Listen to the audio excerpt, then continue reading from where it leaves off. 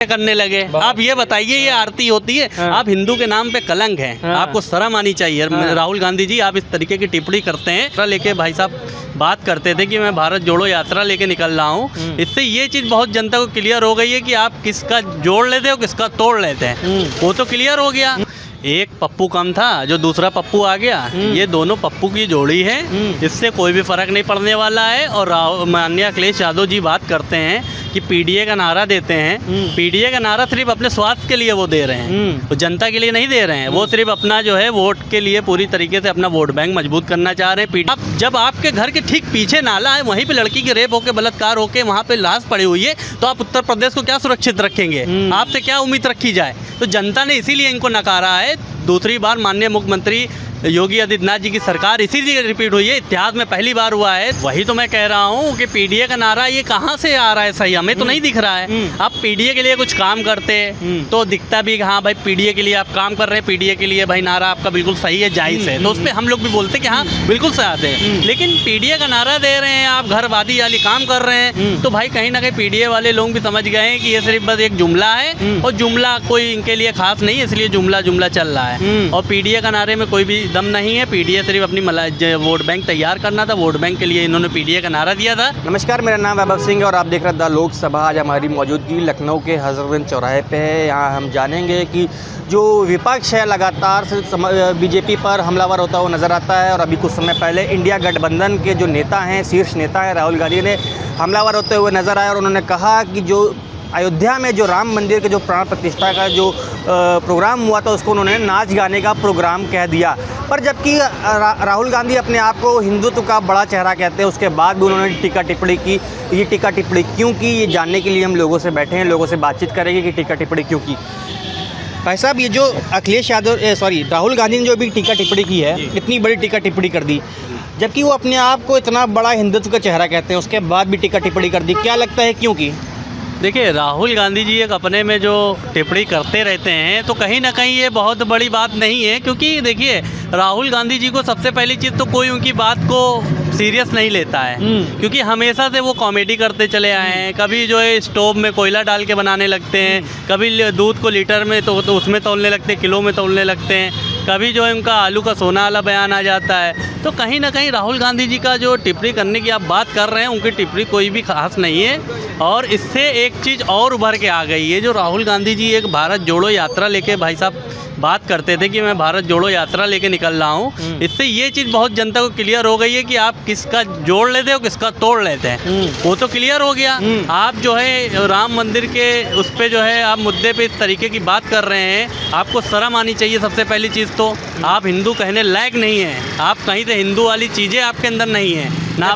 जबकि अपने आप को बहुत बड़ा नेता कहते हैं, हिंदुत्व का नेता, जो कहते हैं हम जनेऊ पहनते हैं, उसके बाद भी वो ऐसी टीका टिप्पणी कर देते हैं। आप ये बताइए भाई साहब, आपने मुद्दा उठाई दिया है जनेऊ पहनने का। मैं भाई साहब से ऑन कैमरा आपके चैनल के माध्यम से पूछना चाहता हूँ राहुल गांधी जी से कि आप हिंदू की बात करते हैं, आप हिंदू के आप बताते हैं कि मैं बड़ा नेता हूँ, हिंदू के पक्ष में बात करता हूँ। सबसे पहली चीज़ तो आपको तमीज़ नहीं है, आप जनेऊ कैसे पहना जाता है। अभी एक इनका वीडियो आई थी, जो एक गंगा में गए थे, स्नान कर रहे थे, तो वहाँ पे इन्होंने क्या किया, पंडित जी ने इनको जनेऊ दिया पहनने के लिए। सबसे पहली चीज़ तो इनको जनेऊ पहनने की तमीज़ नहीं है कि जनेऊ पहना कैसे जाता है। अगर आप हिंदू हैं, आप हिंदू के बारे में जानते हैं, एक एक चीज़ हिंदू के बारे में आपने पढ़ी है, आपको उस चीज़ के बारे में बताई गई है, तो आपसे ये गलती सबसे पहली चीज़ हो नहीं सकती है। उनको जनेऊ दिया गया, जनेऊ उन्होंने क्या किया कि आपने पंडित जी ने दिया कि आप जनेऊ इसको पहन लीजिए। तो भाई साहब ने क्या किया, हमेशा जनेऊ क्या होता है, तिरछा पहना जाता है। ये भाई साहब क्या करें, माला की तरीके करके पहन लिया। पहले चीज़ प्लस पॉइंट आप यहाँ पे देखिएगा, हिंदू हैं तो सबसे बड़ी चीज़ आप फॉल्ट। उसके बाद क्या किया, पंडित ने कहा कि आप इसको उतारिए, तिरछा पहना जाता है, तो भाई साहब ने तिरछा किया।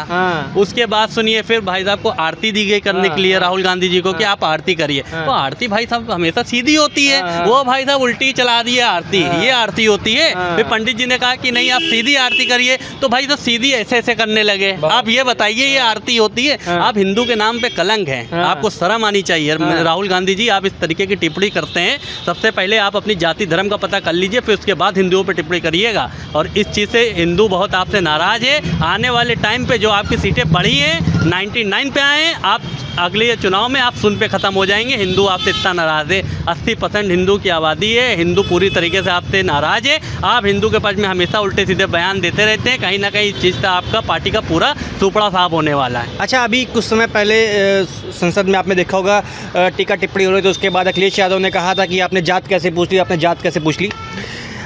उन्होंने किसी ने एक सवाल पूछा था, उसके बाद उन्होंने जात कैसे पूछ ली, इसको एक बड़ा मुद्दा बना दिया।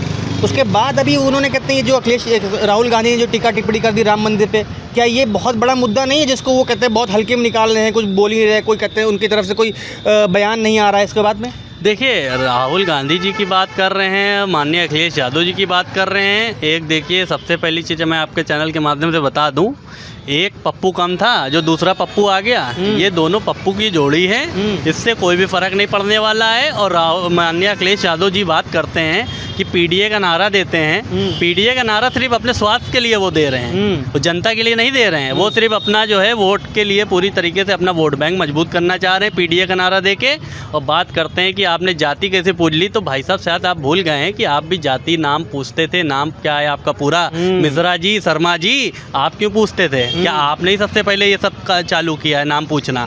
तो आप पहली चीज़ अपना कलर झाँक लीजिएगा, फिर भारतीय जनता पार्टी वाले लोगों के ऊपर बयान दीजिएगा। तो कहीं ना कहीं ये चीज़ जो है विपक्षों को, सबको, जनता खासकर, देखिए मेन जनता होती है, जनता जिसको चाहेगी उसको बैठा लेगी, जिसको चाहेगी 2 मिनट में गिरा देगी। तो जनता जानती है बहुत अच्छी तरीके से कि कौन सी पार्टी हमारे लिए अच्छी है और कौन सी पार्टी ख़राब है।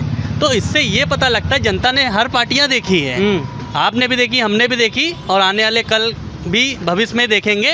भविष्य में पार्टी चेंज होगी नहीं, क्योंकि 47 तक भारतीय जनता पार्टी जिंदाबाद चलती रहेगी आगे। बहुत सही। उत्तर प्रदेश में भी योगी आदित्यनाथ जी की तीसरी बार मुख्यमंत्री 27 में बनने जा रहे हैं। आपके चैनल के माध्यम से मैं अभी भविष्यवाणी कर दे रहा हूँ। आप 27 के बाद आइएगा, योगी आदित्यनाथ जी शपथ ग्रहण कर चुके होंगे, उसके बाद आप आइएगा, मेरा इंटरव्यू लीजिएगा, मैं आपके ऑन कैमरा बोल रहा हूँ, योगी आदित्यनाथ जी की प्रचंड जीत होगी। चलिए ठीक। अच्छा, 2027 की आपने भविष्यवाणी कर दी कि उनकी प्रचंड जीत होगी, ठीक है। अच्छा, ये बताइए, 2027 की आपने प्रचंड जीत कर दी, पर 2 साल पूरे होने वाले हैं योगी सरकार की, 2.0 की जो सरकार है उसको पूरे 2 साल पूरे होने वाले हैं। अब 2 साल पूरे होने वाले हैं, विपक्ष लगातार हमलावर होता है, वो कहता है कानून व्यवस्था बहुत ख़राब है यूपी की। अब 2 साल पूरे होने वाले, क्या लगता है कानून व्यवस्था कैसी है? कानून व्यवस्था योगी आदित्यनाथ जी की 2017 से मुख्यमंत्री बने, जब से उन्होंने शपथ लिया है, जब से जो है उत्तर प्रदेश की कानून व्यवस्था बिल्कुल एक लाठी के तरीके बिल्कुल कड़क है। और उत्तर प्रदेश की जो बात करते हैं कानून व्यवस्था बिल्कुल ख़राब है। सबसे पहले वो अपनी व्यवस्था देख ले, 2017 से पहले जिसकी सरकार थी उनकी कानून व्यवस्था की क्या स्थिति थी। आए दिन रेप होते थे, आए दिन, मुख्यमंत्री ज़्यादा दूर मत जाइए, आप ये बताइए, मुख्यमंत्री आवास के पास ठीक बगल में नाला है, वहाँ पे लड़कियों का रेप होकर लड़की की लाश पड़ी रहती थी। आप जब आपके घर के ठीक पीछे नाला है, वहीं पे लड़की की रेप होकर, बलात्कार होकर वहाँ पे लाश पड़ी हुई है, तो आप उत्तर प्रदेश को क्या सुरक्षित रखेंगे? आपसे क्या उम्मीद रखी जाए? तो जनता ने इसीलिए इनको नकारा है। दूसरी बार माननीय मुख्यमंत्री योगी आदित्यनाथ जी की सरकार इसीलिए रिपीट हुई है, इतिहास में पहली बार हुआ है रिपीट सरकार हुई है उत्तर प्रदेश में। तो ये बहुत बड़ी बात है, इसी से पता लग गया है कि किसकी सरकार अच्छी थी और किसकी खराब थी। अच्छा, दूसरी बार रिपीट हुई, क्या तीसरी बार भी रिपीट होगी? और तीसरी बार रिपीट होगी, क्या इसके बाद ये जो सरकार के जो मुखिया हैं योगी आदित्यनाथ, क्या प्रधानमंत्री बनेंगे? देखिए, प्रधानमंत्री की अभी बात आप छोड़िए, सबसे पहली चीज़ तो हमारे पास प्रधानमंत्री के लिए बहुत चेहरे हैं, भाजपा में बहुत चेहरे हैं। बिल्कुल बिल्कुल भाई, मैं भी एक कार्यकर्ता हो सकता हूँ, मैं भी बन जाऊँ। ये करेक्ट, बिल्कुल। वो आप छोड़ दीजिए, वो राजनीति वहाँ पे होती है जो घर गृहस्थी वाले लोग होते हैं कि मेरे घर के ही संतान बनेगी। ये बिल्कुल बिल्कुल। बाकी जो है मेरे जो कार्यकर्ता हैं वो यही करेंगे, वही झाड़ू लगाएंगे, वही हमारे पीछे झंडा लेके जिंदाबाद जिंदाबाद, तो यही करेंगे। भारतीय जनता पार्टी लेकिन ऐसी नहीं है। वो अगर आपके अंदर काबिलियत है देश चलाने की तो मैं भी बन सकता हूँ पीएम, ये बहुत बड़ी बात नहीं है भारतीय जनता पार्टी में। लेकिन आप जो बता रहे हैं कि तीसरी बार रिपीट होने की बात कर रहे हैं, मैं तीसरी बार पे आ जाता हूँ आपके मुद्दे पे। योगी आदित्यनाथ जी की सरकार रिपीट क्यों होगी ये भी मैं आपको बता दूंगा अभी 2 मिनट में। पहली चीज़ तो अभी 24 का इलेक्शन था प्रधानमंत्री जी का, उसमें लोग क्या कह रहे थे कि प्रधानमंत्री जी को झोला उठा के घर जाना है, झोला उठा के घर जाना है। अरे आपको शर्म आनी चाहिए, 27-28 गठबंधन तैयार होने के बाद भी महागठबंधन जिसको कहते हैं, एक होता है कि पूरी तरीके से ताकत आपके पास आ गई, सब हर तरफ के लोगों को मिला के, उसको कहते हैं महागठबंधन। तो आप ये बताइए, एक छोटा सा मैं आपको बताता हूँ कि एक जंगल में जब वहाँ पे तालाब होता है तो जितने ये बागड़ बिल्ले टाइप के जो होते हैं जानवर, जिसको कहते हैं सियार, जिसको कहते हैं ये कुत्ते, जिसको कहते हैं हिरन, जिसको कहते हैं भेड़िया, ये सब आके पानी पी रहे होते हैं। ठीक, अब उसके बाद जब एक झुंड पे जब सब पानी पी रहे होते हैं ना, तो इसका मतलब आप समझ जाइएगा कि दूसरी तरफ शेर है, बब्बर शेर। तो बब्बर शेर माननीय प्रधानमंत्री नरेंद्र मोदी जी थे, इसलिए महागठबंधन तैयार हुआ। एक सवाल पूछेंगे आपसे। बिल्कुल पूछिए। ये भेड़िया कुत्ते ये कौन है विपक्ष में? अब विपक्ष में जो उस लायक है उसका मैंने नाम गिनवा दिया। अब इतने भी समझदार नहीं है कि कौन कुत्ता है, कौन भेड़िया है, कौन विधायक है। तो अब ये चीज़ आप भूल जाइए, मुद्दे पे आइए। तो कहीं ना कहीं ये चीज़ आप समझ लीजिएगा कि ये दूसरी तरफ जब इस तरीके के जो गठबंधन के लोग जो इस तरीके की बातें टिप्पणी करते हैं, तो कहीं ना कहीं इससे कोई फर्क नहीं पड़ा है। बाकी माननीय प्रधानमंत्री जी की प्रचंड जीत इसलिए हुई है कि इनके देखिए, सबसे पहली चीज़ तो जो बात करते थे कि मैं माननीय नरेंद्र मोदी जी को हरा दूंगा, मैं भाजपा को उखाड़ फेंकूंगा, पहली चीज़ तो आप समझ जाइए आप क्यों डगमगा गए। ठीक, 99 सीट लाने वाला इस तरीके से खुशियां बना रहा था, इसे लग रहा सरकार बन गई है। तो कहीं ना कहीं इससे यही पता लगता है कि जो लोग एक दूसरे की शक्ल नहीं देखना पसंद करते थे, वो आज गठबंधन करके बैठे हुए थे। अच्छा, ये बताइए, विपक्ष लगातार यूपी में जो सरकार है उस पर हमलावर होता हुआ कहता है कि कानून व्यवस्था सही नहीं है, जबकि इनके पास आपने कहा कि अभी 99 उनके पास कहते हैं विधायक हैं, ये सब चीज़ें हैं।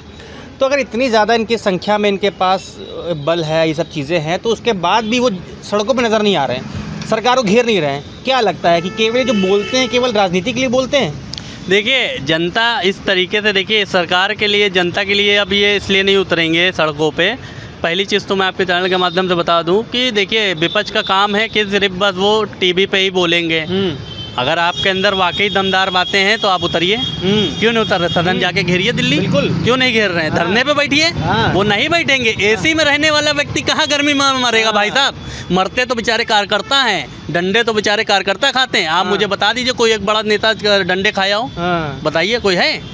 सिर्फ कार्यकर्ता ही बेचारे घूमते हैं, कार्यकर्ता ही मार खाते हैं, लेकिन मलाई कौन खाता है? बड़े बड़े नेता। अखिलेश यादव तो कहते हैं एसी की बस में कहते सफ़र करते हैं, उसमें चुनाव करते हैं। अब यही देख लीजिए, बस का कम से कम कितनी महंगी बसें इनकी बनी हुई हैं। तो करोड़ों में, तो करोड़ों नीचे बात ही नहीं होती है भाई साहब, करोड़ों नीचे बात ही नहीं होती है।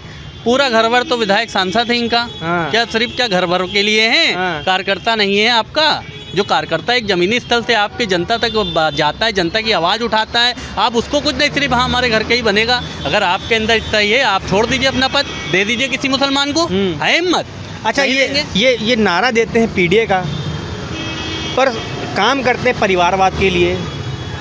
नेता विपक्षी दल इन्होंने बना दिया, कहते हैं सवर्ण को, और कहते हैं नारा पीडीए का देते हैं। तो कहीं ना कहीं पीडीए का इन्होंने जो कहते हैं नारा दिया था, तो उसका हक नहीं मार दिया इन्होंने।